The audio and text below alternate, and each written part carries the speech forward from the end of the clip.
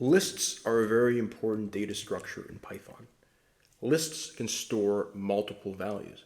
So for instance, let's say I have grades. I'm going to set this equal to a list, and we use these square brackets for lists. And I can put some numbers in.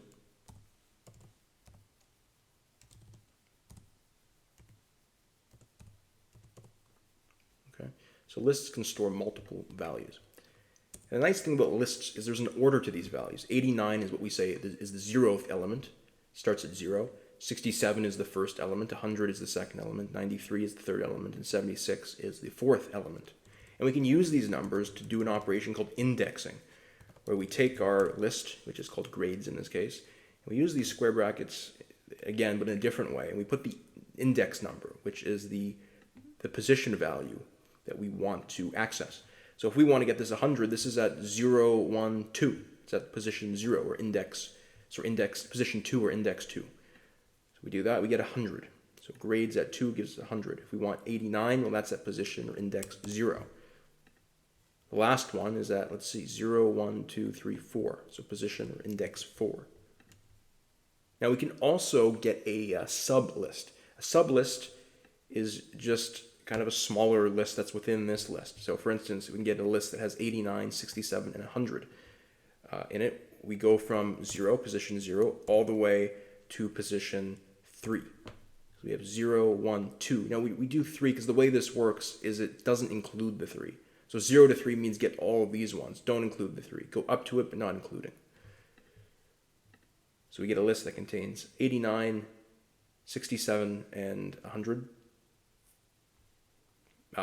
For instance, we could go from the 67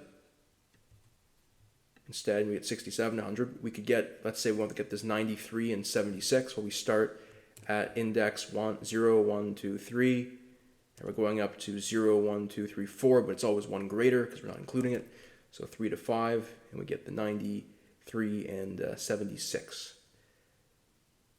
Now, in fact, if you don't put a number here, it automatically means go to the end of the list. So we get the same thing in this case. If you don't put a number here, it automatically means begin at the start of the list. So if we do that, we would get just all our values. And also, a quick little trick for reversing a list. This is kind of a little, it involves a step amount, but you can do 2 colons and a -1, and that actually flips the list around like this. That's a useful little trick that you can do if you need to flip a list quickly. Now, another operation that might be useful when you're dealing with a list that contains numbers is you might want to get the maximum value of the list. So you can use this function max, and it takes in a list. I'll write grades. We can see the maximum grade in our list is 100, which is of course correct. Another function that more generally applies to lists is the length function, len.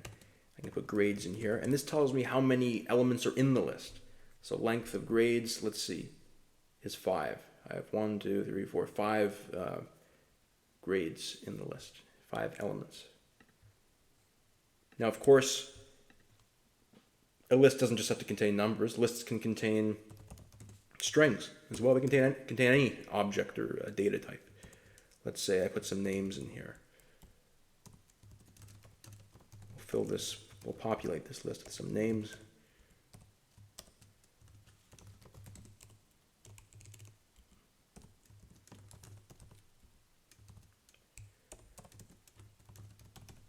Okay.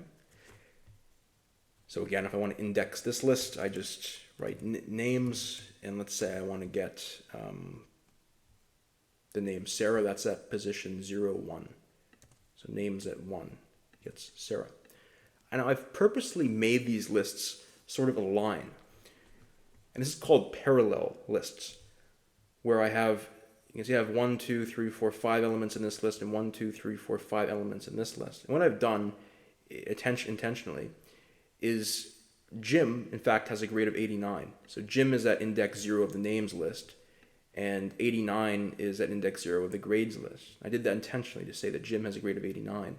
Sarah is at index 1 of the names list, and 67 is at index 1 of the grades list.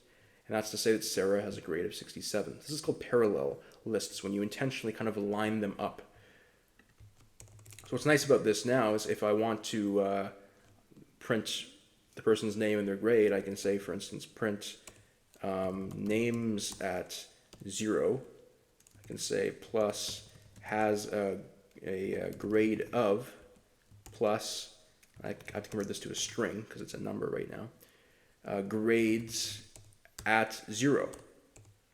Because of course the grade that corresponds with the name at 0 is the grade at 0.